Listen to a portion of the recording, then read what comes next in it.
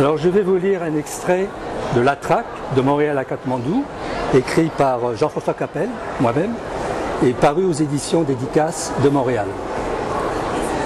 Au décan, avant la mousson. Avec monotonie, le ventilateur ronronnait.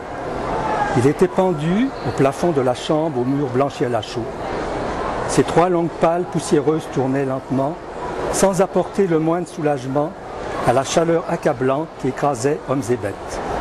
Situé dans les Ghats occidentaux, qui dévalent en gigantesques marches le plateau du Décan vers la côte de Malabar et la mer d'Arabie, cette région était entrée en léthargie dans l'attente de la mousson. Manuel Vargas était assis, torse nu, devant la table bancale lui servant de bureau.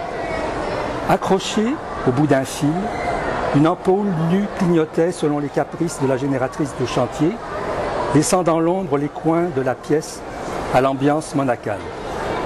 Il avait laissé la porte ouverte et pouvait apercevoir la crête du barrage illuminée par une douzaine de projecteurs. Il s'essuya le front ruisselant de sueur et en faisant la grimace, saisit la bouteille d'eau tiède posée devant lui. Elle dégageait une forte odeur de chlore causée par les comprimés d'azolone qu'il avait mis quelques heures auparavant.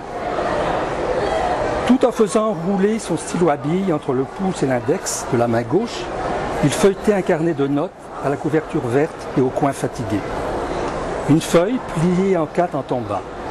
Il la déplia avec soin et relut une fois encore les quelques mots qui sortaient de la bouche grimaçante d'un horrible visage de femme portant un collier de crâne humain. C'étaient des mots de menace écrits en anglais, ainsi que dans les caractères qu'il ne pouvait déchiffrer, proférés par une des déesses du panthéon hindou, la terrible Kali.